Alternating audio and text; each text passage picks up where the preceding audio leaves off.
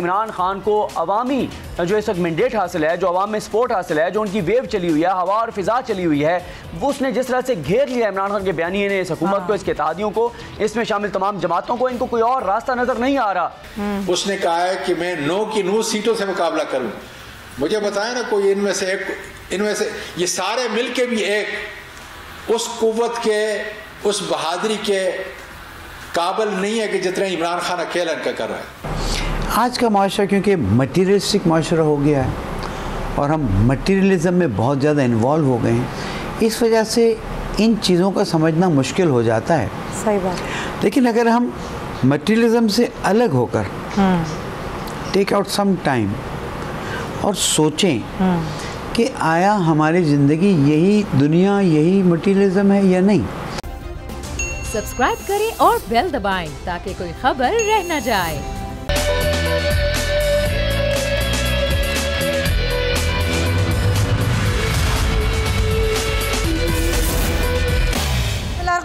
अस्सलामुअलैकुम। प्रोग्राम में मैं सुमैया रिजवान आपको खुश आमदीद कहती हूँ। नाजरीन, आज 9 मुहर्रमुल हराम है और उसी की मुनासबत से आज के प्रोग्राम को मैंने तरतीब भी दिया है, लेकिन उसमें हम प्रोग्राम के दूसरे हिस्से में बात करेंगे और जो पहला हिस्सा है उसमें जो मुल्की सियासत है उसमें क्या कुछ हो रहा है और आशूरा के बाद भी ज़ाहिर बड़ी हैपनिंग्स हैं, उस पर भी मैं आज के प्रोग्राम में बात करूँगी। तो सबसे पहले जो सूरत हाल है, ज़ाहिर नाजरीन, मुल्की सियासत में इमरान खान इस वक्त तवज्जो का मरकज़ बन चुके हैं। जहां एक जानिब पीडीएम एड़ी चोटी का जोर लगाने के बावजूद इमरान खान की अवामी मकबूलियत को कम करने में सिवाय नाकामी के कुछ हासिल नहीं कर पा रही, वहीं ममनुआ फंडिंग के मामले पर इलेक्शन कमीशन का फैसला आने के बावजूद भी आवाम की जानिब से इस मामले को एक सियासी इंतकाम ही करार दिया जा रहा है। कप्तान ने भी पीडीएम जमातों को ईंट का जवाब पत्थर से देने की ठान ली है और ज़िमनी इंतखाबात में 9 की 9 नशिस्तों से खुद ही इमरान खान ने इलेक्शन लड़ने का फैसला किया है। यही नहीं बल्कि अगस्त के महीने में ही कप्तान ने एक बार फिर इस्लामाबाद में भरपूर सियासी क़ुव्वत का मुजाहरा करने का भी ऐलान किया है।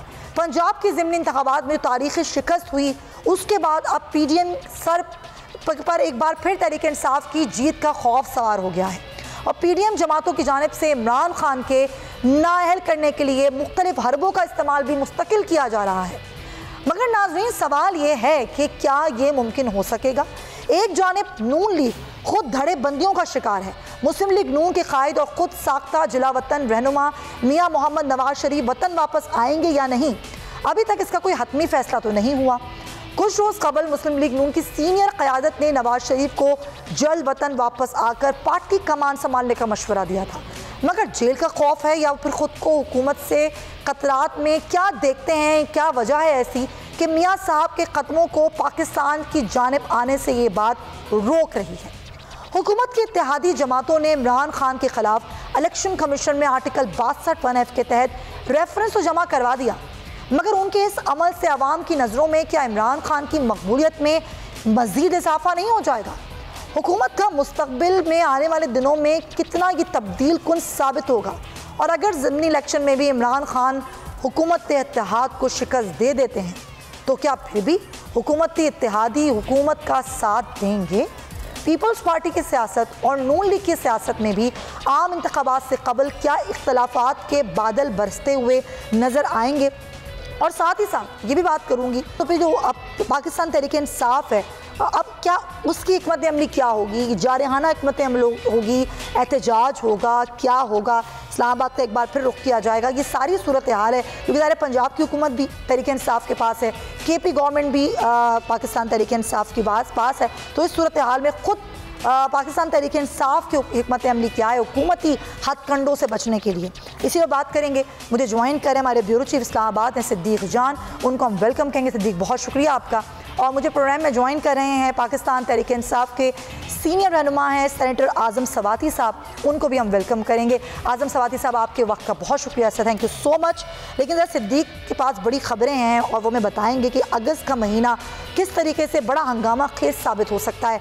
तो सिद्दीक, मुझे बताइएगा कि अभी अगर हम देखें तो कुछ रोज़ पहले मीटिंग्स हुई, हुकूमती इत्तेहाद भी सर जोड़ के बैठा कि क्या कुछ किया जाए, चाहे वो अदालतों से रुजू किया जाए, इलेक्शन कमीशन से रुजू किया जाए, कहाँ से इमरान खान को हर तरफ से जकड़ा जाए, नाअहली के मुकदमात, पार्टी पर पाबंदियों के हवाले से बातें।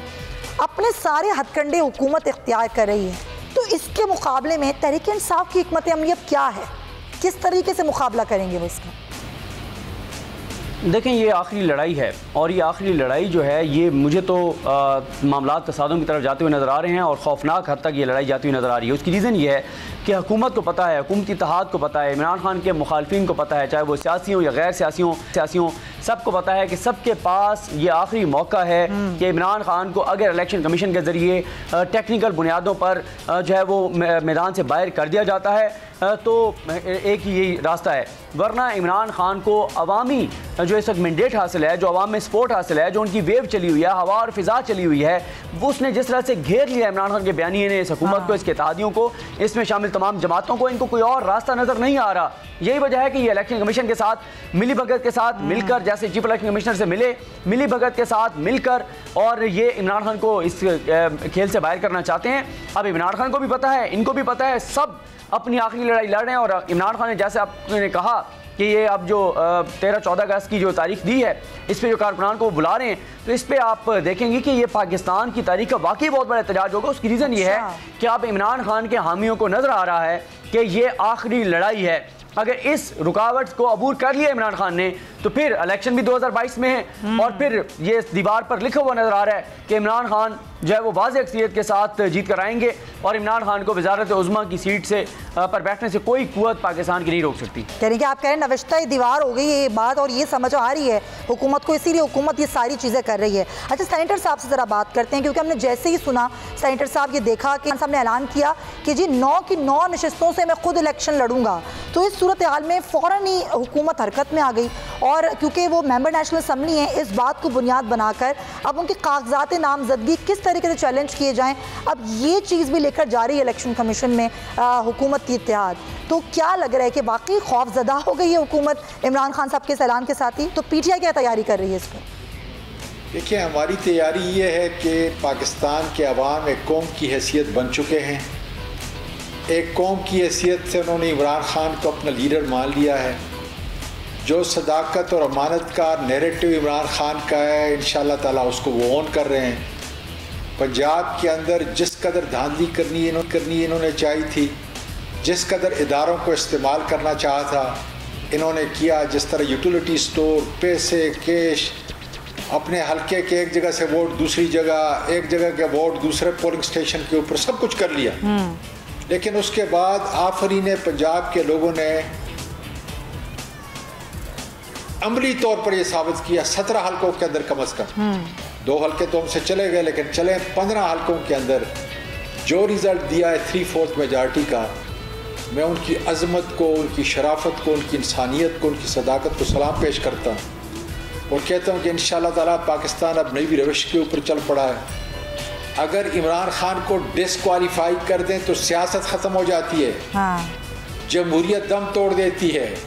मैं मुस्करा यहाँ से इसलिए रहा हूँ कि ये कौन से ख्वाबों की दुनिया के अंदर रहते हैं कि अगर इमरान खान को किसी भी तरीके से वो डिस्क्वालीफाई करते हैं, जो कि कानूनन और आइनन गैर कानूनी और गैर आइनी अमल होगा, तो पाकिस्तान में कोई जमहूरी निज़ाम जो है वो चल सकता है। इसलिए तो हमने, जब इन्होंने एक ही हरबा इस्तेमाल किया कि बजाय 125 जिन्होंने बाकायदा तौर पे अपने रिज़ाइन किए थे, कासम सूरी ने बाकायदा एक प्रोसेस के ज़रिए जो है उनको वो करके इलेक्शन कमीशन के पास भेजा और जिस तरीके से उनको अब किस्तें होती हैं, किस्तों में 11 पहले, फिर पता नहीं उसके बाद क्या होगा, तो अब उसका मुकाबला करने के लिए देख लें कि 13 नौसरबाज जो है चोर और डाकू एक जगह। तो सर मगर ये भी तो एक सवाल है ना सवाती साहब कि एक तरफ तो खान साहब 9 हल्कों से इलेक्शंस लड़ने जा रहे हैं, दूसरी तरफ इंतखाबी शेड्यूल को पीटीआई ने अदालत में भी चैलेंज कर दिया है, ये तजाद नहीं है क्या? फिर नहीं, देखें, तजाद तो नहीं है। नहीं, अगर मिसाल के तौर पे हमारे सर के ऊपर जो है ये इलेक्शन थोपा गया तो हम लड़ेंगे और इमरान खान इंशाल्लाह ताला ज़बरदस्त स्ट्रेटजी है कि सारे हल्कों से खुद लड़े, जिसकी बाकायदा तौर पे इलेक्शन एक्ट इजाज़त देता है। अब आपने कहा कि उसको चैलेंज कर रहे हैं। चैलेंज तो बीवी इसलिए कर रहे हैं कि अगर 125 आदमियों ने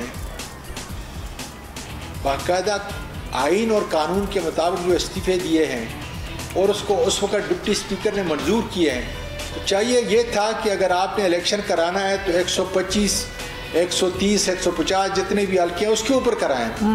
अगर कराना ही है, पहली बात तो ये है कि इस लेजिटिमेट गवर्नमेंट को मानते नहीं है, जिसमें रियाज बैठा हुआ है और जिसमें जो है शहबाज शरीफ बैठा हुआ है, उस नेशनल असम्बली को हम नहीं मानते, इसलिए कोई अखलाकी कदर उसकी, कोई कानूनी कदर जो है उसकी नहीं है। सही। एक आदमी नैब ज़दा है, एक आदमी जो है उस पर फ़र्द जुर्म आयद की जा रही है और उसको जो है आपके न्यूट्रल ने जो है बाकायदा तौर पर उसको वज़ीर आज़म बना दिया। तो कहना यह है कि ये हमारा कानूनी और आइनी हक है कि हम जाके प्रोटेस्ट करें।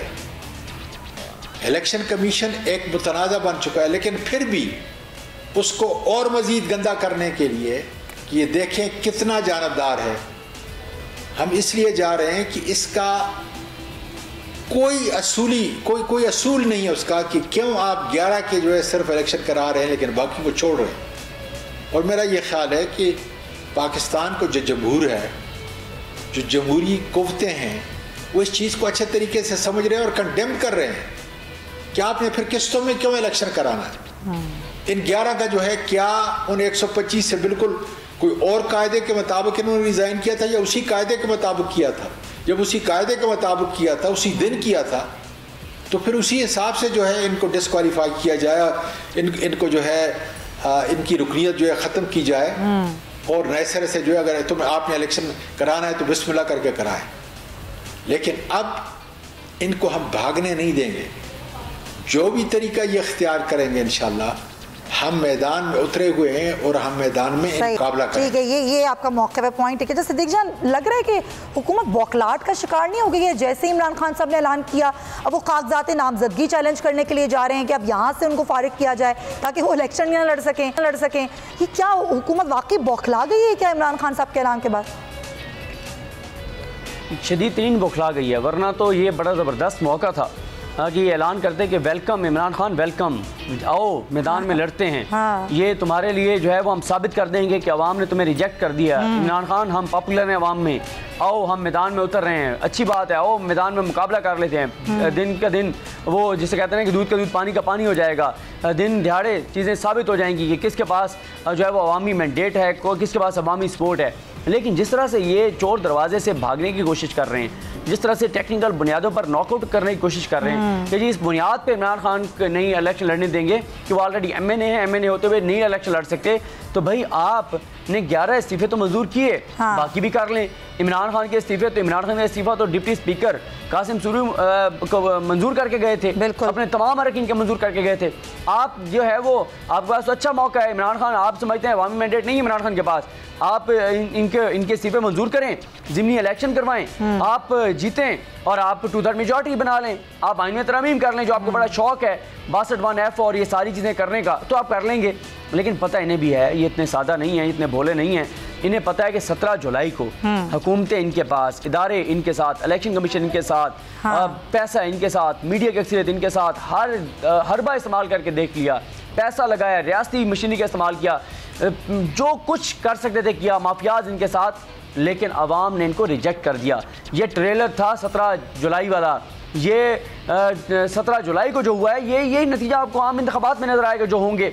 इसलिए ये इलेक्शन से भागना चाहते हैं, लेकिन ये ना तो इलेक्शन में जाना चाहते हैं, ना हुकूमत में रहना चाहते हैं। ये पाकिस्तान के हालात इतने ख़राब करना चाहते हैं कि यहाँ पर कोई इमरजेंसी नाफिज हो जाए, कोई मार्शल लॉ लग जाए, कोई टेक्नोक्रेट्स की गवर्नमेंट आ जाए और वो लंबा अरसा चले, ताकि इनकी जो तबाही और बर्बादी है जो मुल्क के साथ उन्होंने किया वो अवाम भूल जाए। और जब इलेक्शन हो तो उस वक्त अवाम भूल चुकी हो, लेकिन अब ये वो दौर नहीं है।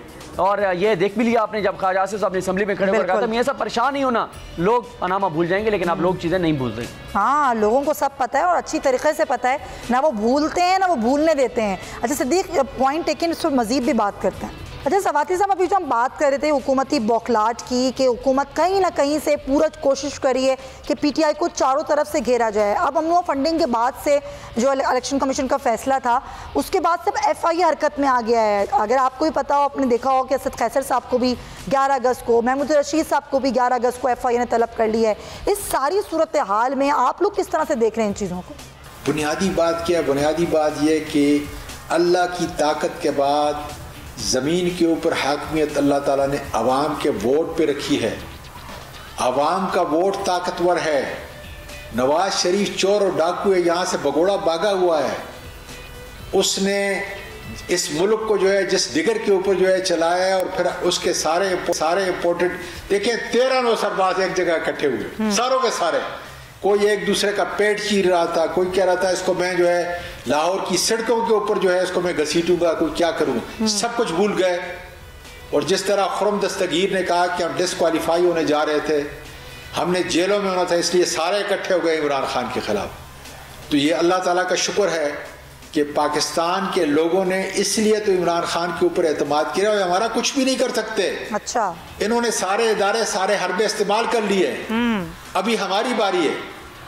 और इंशाअल्लाह ताला ये 14 तारीख को जो हमारा पावर शो होने जा रहा है, उसके बाद इंशाअल्लाह ताला देखेंगे कि हमारा आखिरी जो इमरान खान का वीएन के मुताबिक जो उसका हुक्म होगा उसकी तकमील।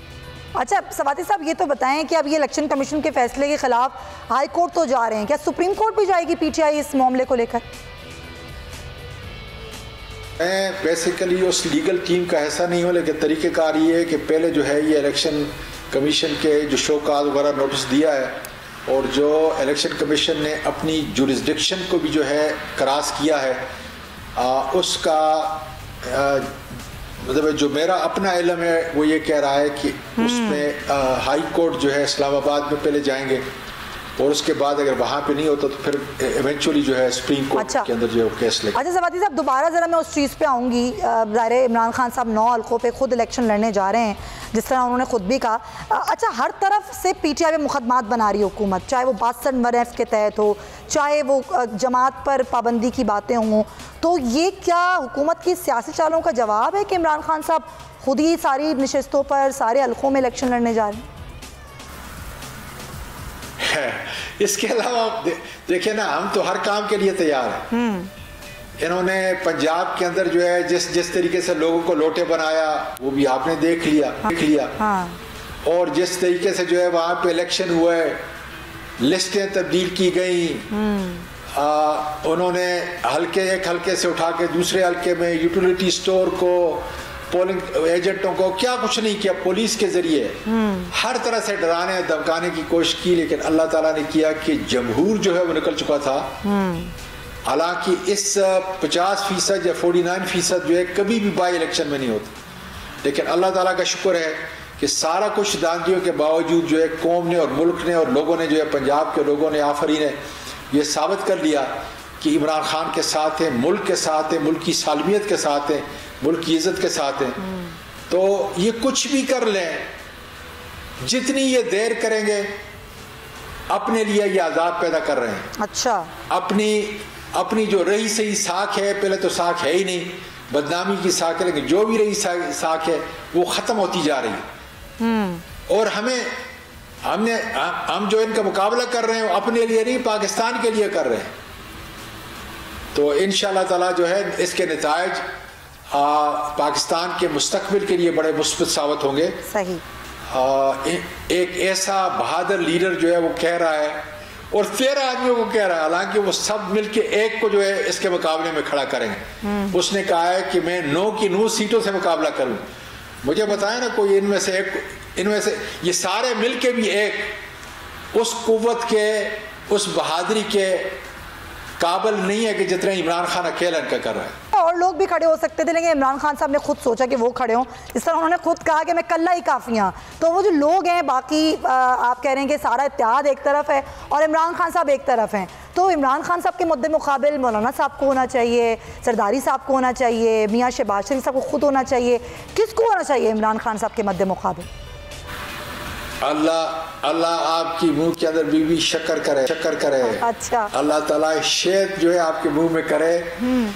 कहाँ चोर, कहाँ ये चोर, बदकरदार, डाकू, और उनका मुकाबला जो आप इमरान खान से करा सकती हैं। देखें, एक अली मोहम्मद हमारा जो बहादुर लीडर है, एक मर्दान की सीट जो है खाली हुई है, वहाँ से JUI को देंगे। अल्लाह करे कि मौलाना फरमान को वहाँ से टिकट लें।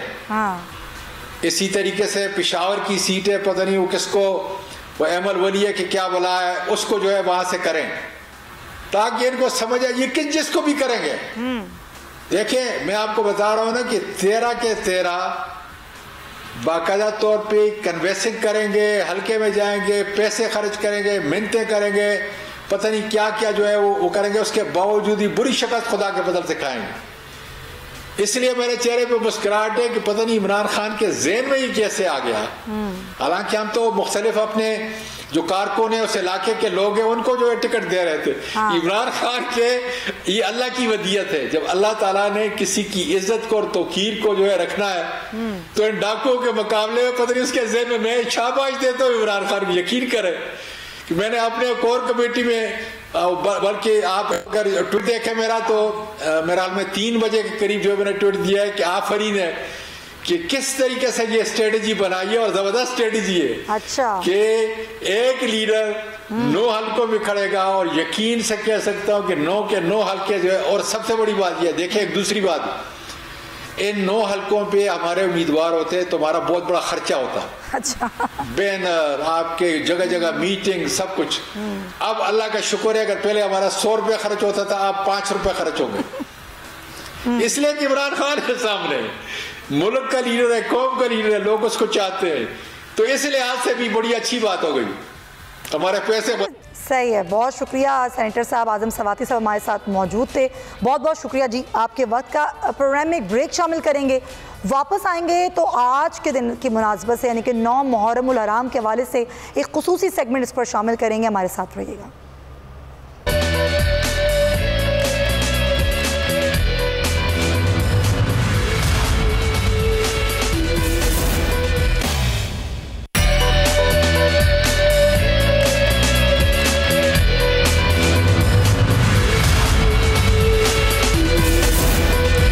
जी आपको एक बार फिर खुशामदीद कहेंगे। और जिस तरीके से आज 9 मुहर्रम उल हराम है और 9 मुहर्रम उल हराम की मुनासबत से ही आज का जो सेगमेंट है वो हमने तरतीब दिया है और हमें ज्वाइन कर रहे हैं मजहबी स्कॉलर हैं अल्लामा शब्बीर हसन मिस्मी साहब। उनको हम वेलकम कहेंगे। अल्लामा साहब बहुत शुक्रिया सर आपके वक्त का। आज के मौके की मुनासबत से जो हम बात करेंगे वाक़या करबला की, तो सबसे पहले अल्लामा साहब बताइएगा वाक़या करबला की जो अहमियत है और फजीलत है वो क्या है, और ये दास्तान करबला से इंतहा का जुल्म क्या हो सकता है या इससे बड़ा तारीकी का वाक़या कोई मौजूद है। और अगर हम 10 मुहर्रम उल हराम की बात करें तो क्या ये सिर्फ मज़लूमों की जंग थी ज़ालिमों के ख़िलाफ़ या इसको कुछ और भी कहा जाएगा? औज़ु बिल्लाहि मिनश शैतानिर रजीम, बिस्मिल्लाहिर रहमानिर रहीम, अल्हम्दुलिल्लाहि रब्बिल आलमीन वस्सलातु वस्सलामु अला रसूलिही व अला अहले बैतिही तय्यबीन अत्ताहिरीन। सवाल ये है कि आया वाक़या करबला ज़ालिमों के ख़िलाफ़ मज़लूमों की जंग है। मैं वाक़या करबला को जंग का नाम नहीं देता, बल्कि वाक़या करबला को दर हकीकत एक तहरीक समझता हूँ। और इस तहरीक का ताल्लुक़ सिर्फ मुसलमानों से नहीं है। हर वो शख्स जो इंसान है उसको बेदार करने के लिए सैयद शुहदा इमाम हुसैन अलैहिस्सलाम ने ये तहरीक चलाई है, ताकि किसी ज़माने में भी अगर कोई इंसान किसी पर भी, चाहे किसी फ़र्द पर, किसी कबीले पर, किसी इलाके पर, किसी पर भी जुल्म करे तो इंसान करबला से दर्स लेते हुए उस जुल्म के ख़िलाफ़ आवाज़ उठाए, चाहे फिर उसे किसी भी किस्म की कुर्बानी देनी पड़े। आज का माशरा क्योंकि मटीरियलिस्टिक माशरा हो गया है और हम मटीरियलिज़म में बहुत ज़्यादा इन्वॉल्व हो गए हैं, इस वजह से इन चीज़ों का समझना मुश्किल हो जाता है।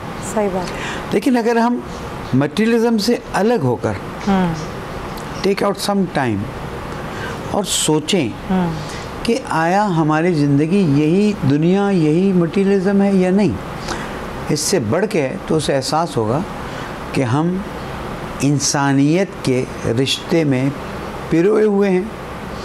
और इसीलिए अमीरुल मोमिनीन अली इब्न अबी तालिब अलैहिस्सलाम ने अपनी आखिरी वसीयत में ये जुमला फरमाया था, यकून लिज़्ज़ालिम ख़स्मन व लिलमज़लूम औना, जो भी ज़ालिम हो उसके ख़िलाफ़ खड़े रहना, मुकाबला करना, डट जाना।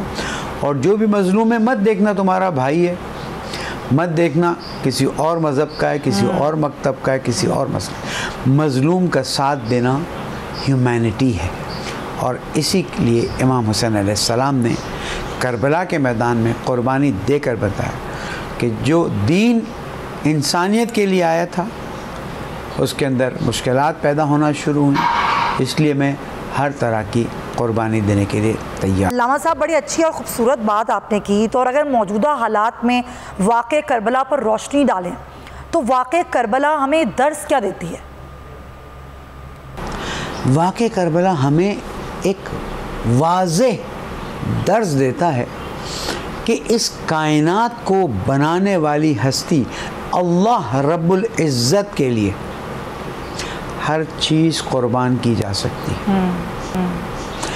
इस दीन की खातिर कि जो अल्लाह सुब्हानहू तआला ने अपने आखिरी नबी, आखिरी रसूल हज़रत मोहम्मद मुस्तफ़ा सल्लल्लाहु अलैहि व आलिहि वसल्लम के तवस्सुत से भेजा है, इस दीन को अपनी असली सूरत में बाकी रखने के लिए, ताकि क़यामत तक इंसानियत दीन को जान सके।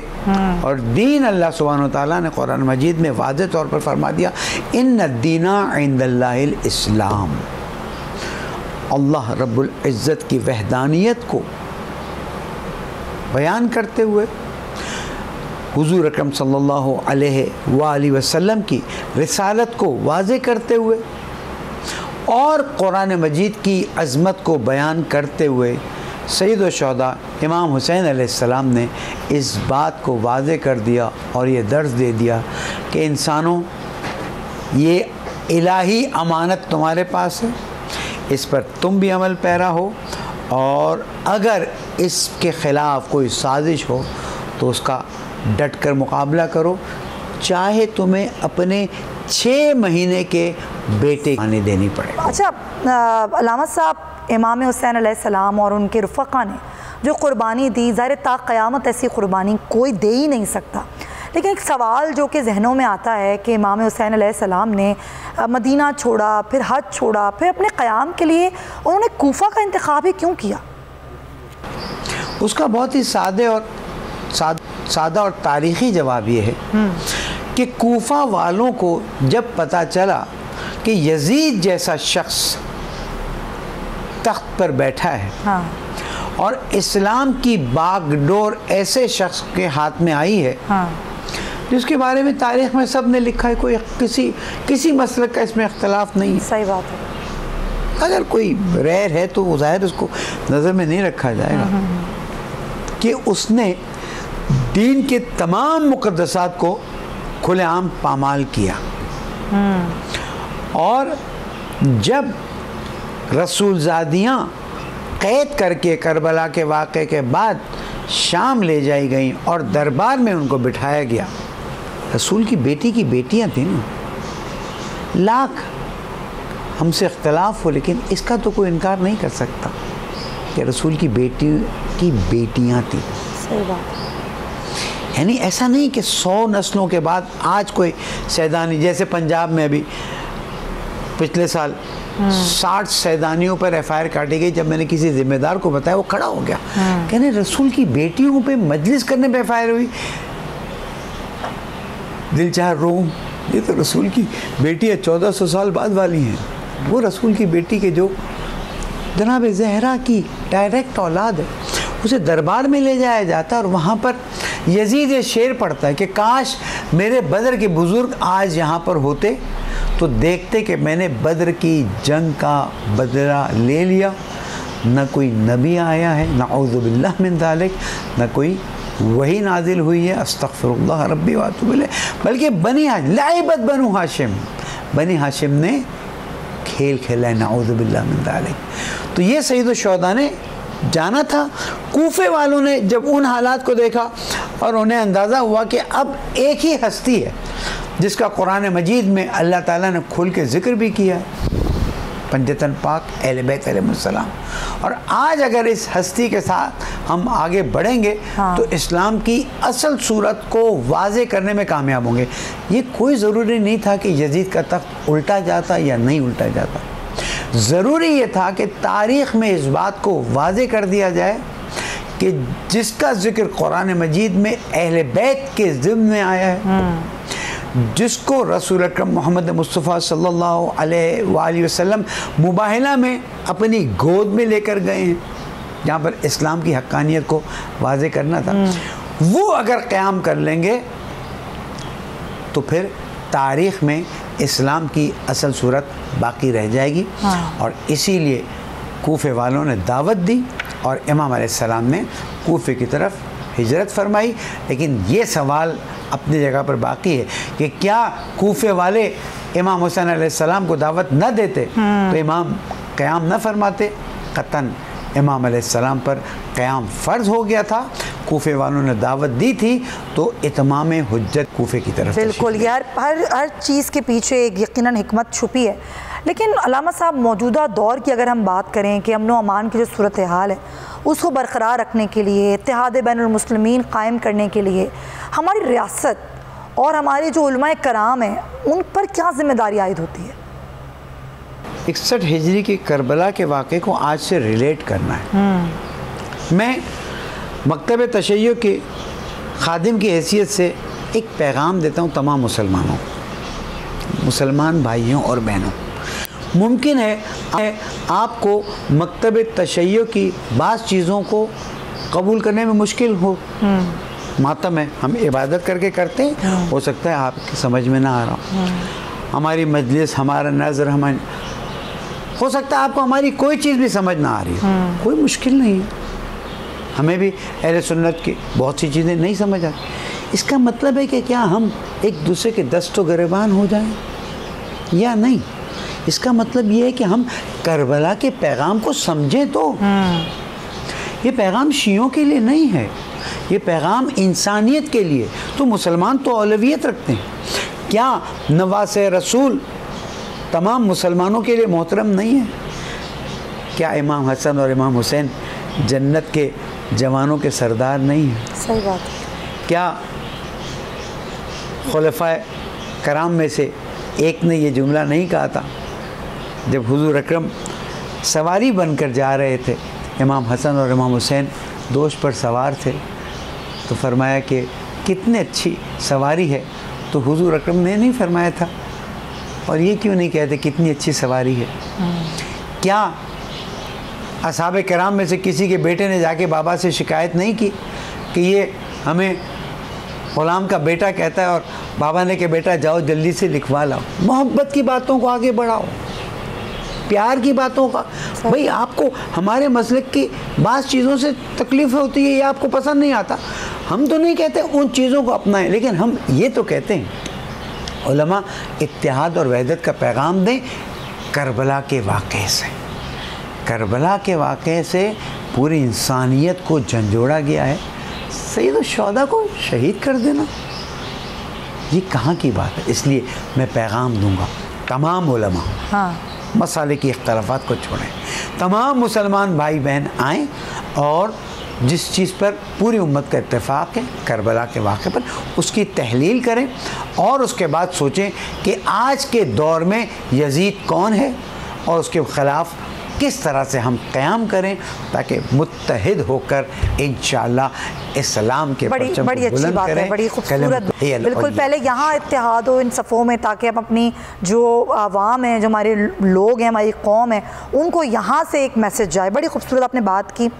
अल्लामा साहब कहते हैं ना कि क़त्ल हुसैन असल में मर्गे यजीद है और इस्लाम ज़िंदा होता है हर करबला के बाद। यानी कि इसका साफ मतलब तो ये हुआ कि जो करबला के मकाम पर ये सब कुछ हुआ, हज़रत इमाम हुसैन का कत्ल नहीं हुआ बल्कि यजीद का कत्ल हुआ, क्योंकि यजीद आज नहीं है, लेकिन इमाम हुसैन अलैहिस्सलाम रहती दुनिया तक उनका नाम, उनके कारनामे रोशन तारीख़ हैं। तो आज की अगर हम बात करें, आज के दौर की मैं इसलिए बात कर रही हूँ कि आज के दौर में बहुत ज़रूरत है इसको समझने की। तो आज के मुसलमानों को इस्लाम दुश्मन क़ुव्वतों के सामने खड़ा होने के लिए किस किस्म के इत्तेहाद की ज़रूरत है? अल्लामा साहब, सवाल तो बहुत अच्छा है कि ये शेर भी बहुत मशहूर है, कत्ल हुसैन असल में मर्गे यजीद है, इस्लाम ज़िंदा होता है हर करबला के बाद। मैं इसको इस तरह से पढ़ता हूँ, इस्लाम ज़िंदा होता है बस करबला के बाद। देखिए सवाल ये किया जा रहा है कि जब हमारे पास करबला जैसी अजीम तहरीक मौजूद है, सही बात है, तो फिर आज हम इस हालत में क्यों हैं? देखिए करबला की तहरीक की एक बुनियाद है, और वो बुनियाद ये है कि इस्लाम इंसानी फ़िक्र को ज़िंदा करने आया। कुरान मजीद सिवाय इंसानी अक्ल को बेदार करने के कोई और काम नहीं कर रहा। बेशक इंसानी दिल को भी नरम करने आया है, लेकिन फ़िक्र इंसानी को महमेज देने आया है। लेकिन कुछ लोगों ने इस्लाम को हुकूमत के माना में लेकर इस्लाम की उस यूनिवर्सल फ़िक्र को साइड पे कर दिया। बिस्मिल्लाहिर्रहमानिर्रहीम, इन्ना फ़ी ख़ल्क़ि समावाति वल अर्ज़ व इख्तिलाफ़िल लैलि वन नहार लआयातिन लिउलिल अलबाब अल्लज़ीना यज़कुरूना अल्लाह क़ियामन व क़ुऊदन व अला जुनूबिहिम व यतफ़क्करूना फ़ी ख़ल्क़ि समावाति वल अर्ज़ रब्बना मा ख़लक़्ता हाज़ा बातिला सुब्हानका फ़क़िना अज़ाबन नार। इस आयत को, जो सूरह बकरा की आखिरी आयत में से, इस आयत को अगर हम सरनामा कलाम ज़िंदगी बना लें कि कायनात को तस्ख़ीर करो, जाओ, तुमको ताकत दी है। आज जो अल्लाह को नहीं मानते वो कहाँ तक पहुँच गए। आज हमारा मोबाइल भी उन्हीं का और उन्हें मिन्नत है।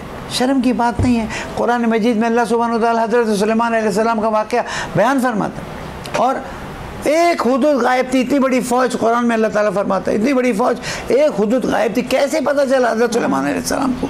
कोई ऐप थी वहाँ पर, कोई क्या कहते हैं लैपटॉप था, क्या था? इंसानियत कहाँ तक तरक्की कर चुकी थी। सही बात है। आज हमने इस्लाम की बुनियादी तालीमात को भुला दिया है, और करबला सिर्फ यजीद ज़ाहिरी का मुकाबला नहीं कर रही थी, करबला यजीद बातनी का भी मुकाबला कर रही थी, जो हमारा नफ्स है, जिसने अल्लाह ताला के सामने झुकने के बजाय अल्लाह ताला के सामने क़याम कर लिया। मैं आज भी कहूँगा कि अगर कुरान मजीद की असल रूह की तरफ आगे बढ़ें तो पूरी दुनिया के, पूरी कायनात पर हम कंट्रोल कर सकते हैं, और पूरी कायनात को अल्लाह ताला का बंदा बना सकते हैं। सैयदुश्शुहदा ने इस्लाम को ज़िंदा किया है, और इस्लाम की पहली आयत है बिस्मिल्लाहिर्रहमानिर्रहीम इक़रा। मैंने एक और जगह भी गुफ्तगू में कहा, पढ़, अल्लाह अकबर, पहले वाले नमाज पढ़वा दे, रोज़ा नहीं। इक़रा बिस्मि रब्बिकल लज़ी ख़लक़ ख़लक़ल इंसाना मिन अलक़ इक़रा व रब्बुकल अकरम अल्लज़ी अल्लम बिल क़लम अल्लमल इंसाना मा लम यअलम। या अल्लाह, इब्तिदाई आयतों में पूरी एम्ब्रियोलॉजी समझा दी, साइंस की फ़िक्र इंसान के अंदर जगा दी। क्यों? इसी के अल्लाह ताला फरमाता है कि इंसान, जितनी तू मेरी कायनात को देखेगा उतना मेरी कुदरत को समझेगा और झुक जाएगा। हुसैन इब्न अली ने कलिमतुल्लाह को ज़िंदा कर दिया, और इसीलिए हुसैन इब्न अली अलैहिस्सलाम क़यामत तक क़ुरबानी के साथ ज़िंदा रहेगा। अल्लामा साहब, जिस तरीके से अभी आप बात भी कर रहे थे, अगर हम आज के दौर में देखें तो आज भी यहूदी लॉबी किसी न किसी साजिश में मुसलमानों के ख़िलाफ़ मसरूफ़ अमल है। उस वक्त तो एक यजीद था, आज तो हर मुल्क में, हर कौम में, हर खित्ते में एक यजीद मौजूद है जो कि मुसलमानों के ख़िलाफ़ साजिशें कर रहा है। उनका मुकाबला कैसे मुमकिन है, और ख़ास तौर पर मुसलमानों के लिए इन साजिशों से निकलने का एक हल क्या है, या वाहिद हल क्या है? मैं यहूदी लॉबी नहीं कहूँगा, मैं इसको ज़ायनिस्ट लॉबी कहूँगा। इससे कि यहूदी भी एक दीन के पैरोकार हैं, उनमें से एक लॉबी है जो ज़ायनिस्ट लॉबी है। देखें, अपनी कमज़ोरियों की वजह से अगर कोई दूसरा ताकतवर होता है तो अल्लाह ताला ने फरमाया वलैसा लिल इंसान इल्ला मा सआ, जो कोशिश करेगा उसे मिलेगा। उन्होंने कोशिश की, उन्होंने अपने बच्चों की तरबियत की, तालीम के तौर पर उनकी तरबियत की, और आगे निकल गए। आज मेरे पाकिस्तान में एजुकेशन सिस्टम वही पुराना सिस्टम है। सिलेबस की किताबें बदलने से क्या सिस्टम बदल जाएगा? याद रखिएगा, जब तक पाकिस्तान के बच्चों की फ़िक्र को महमेज नहीं दिया जाएगा और एजुकेशन सिस्टम में एक इनकलाब बर्पा नहीं होगा, चाहे उसके लिए हम 3 टाइम के बजाय 1 टाइम खाना खाएं, हम तरक्की नहीं कर सकते। जापान कैसे तरक्की कर गया, सिंगापुर कैसे तरक्की कर गया, यूरोप कैसे तरक्की कर गया, हालात देखें पहले क्या होते थे। इससे कि उन्होंने इंसानी फ़िक्र को महमेज दी, हिकमत तो हमारी, अमीर मोमिनीन अली इब्न अबी तालिब अलैहिस्सलाम फरमाते हैं हिकमत मोमिन की गुमशुदा मीरास है, जहाँ मिले ले लो। यहूदियों की एक लॉबी जिसको ज़ायनिस्ट लॉबी कहते हैं, उन्होंने ले लिया, तो कहाँ से कहाँ पहुँच गए और उन्होंने कामयाबी हासिल कर ली। आज भी अगर मुसलमान नंबर 1 मुत्तहिद हो जाए, नंबर 2 अपनी कमज़ोरियों को पहचाने, अपने तालीमी निज़ाम में मौजूद कमज़ोरियों को पहचाने, और नंबर 3 ये सोचना छोड़ दे कि वो ताकतवर हैं, हम कुछ नहीं कर सकते, अल्लाह सुब्हानहू व तआला तुम्हारी मदद के लिए तैयार है। इन कुरान मजीद की आयत है, इन तंसुरुल्लाह यंसुरकुम व युसब्बित अक़दामकुम। अल्लाह ताला तुम्हें कह रहा है ना कि तुम अल्लाह की मदद करो। नाऊज़ु बिल्लाह, अरे अल्लाह तू तो इन्नल्लाह अला कुल्लि शैइन क़दीर, तू हमारी मदद मांग रहा है। अल्लाह ताला जवाब देगा, ए मेरे बंदे, मैं मदद इसलिए मांग रहा हूँ कि तू अपनी इस्लाह कर, अपने मुआशरे की इस्लाह कर, तू देख तू कहाँ से कहाँ पहुँच जाएगा। अल्लाह ताला तो देने के लिए तैयार है, बंदा कितना लेना चाहता है, कितना टाइम लगाना चाहता है, कितनी कोशिश करना चाहता है, और इसी का नाम जिहाद फ़ी सबीलिल्लाह है।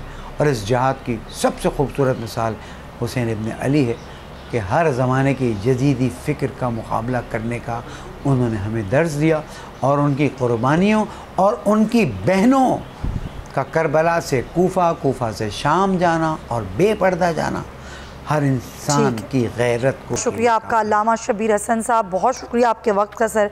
बड़ी सैर हासिल गुफ्तगू हुई, बड़ी खूबसूरत बात उन्होंने की, ख़ास तौर पर 9 और 10 मुहर्रम हराम की जो अहमियत है और उसका जो फ़लसफ़ा है वो अपनी ज़िंदगियों में हम किस तरीके से शामिल कर सकते हैं, और ख़ास तौर पे जो मुत्तहिद होने की हमें इस वक्त ज़रूरत है। कहते हैं ना कि आपको एक दुश्मन के ख़िलाफ़ जो एक मुत्तहिद एक खड़ा होके, और ख़ास तौर पर वो जो हिम्मत चाहिए होती है वो हमें वाक़या करबला से मिलती है। तो अल्लामा साहब ने बड़ी खूबसूरत बातें भी की, और इसके साथ ही नाज़रीन प्रोग्राम का वक्त ख़त्म होता है। अपना बहुत ख्याल रखिएगा, आपसे कल मुलाकात होगी 10 मुहर्रम हराम के स्पेशल ट्रांसमिशन के साथ। जब तक के लिए अल्लाह हाफ़िज़।